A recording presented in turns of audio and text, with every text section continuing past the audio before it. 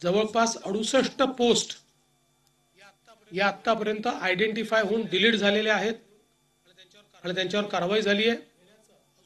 अजून काही पोस्टची माहिती घेणं चाललेलं आहे आणि अशा प्रकारे ज्या लोकांनी भडकवणारा पॉडकास्ट केलं, ज्यांनी चुकीच्या पोस्ट टाकून अफवा पसरवून त्या ठिकाणी लोकांमध्ये एक पॅनिक तयार केलं, अशा सगळ्या लोकांवर मोठ्या प्रमाणात कारवाई होईल। ज्या लोकांचं नुकसान झालेलं आहे, गाड्या फोडणं, काहींच्या पार्शली गाड्या फुटल्या आहेत, त्या सगळ्यांना पालकमंत्र्यांनी स्वतः लक्ष घातलेलं आहे। त्या सगळ्यांना नुकसान भरपाई येत्या 3 ते 4 दिवसात दिली जाईल आणि आता जो काही आपण काही निर्बंध घातलेले आहेत, त्या निर्बंधांमुळे थोडं जनजीवनावर परिणाम होतोय, व्यापारावरही परिणाम होतोय।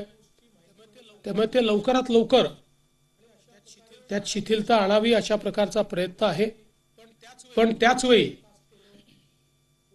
पोलीस सजग राहणार आहेत आणि कोणीही दंगा करण्याचा प्रयत्न केला तरी देखील अतिशय कडक कारवाई केली जाईल। आता जे काही नुकसान झालेलं आहे, हे सगळं नुकसान दंगेखोरांकडून वसूल करण्यात येईल।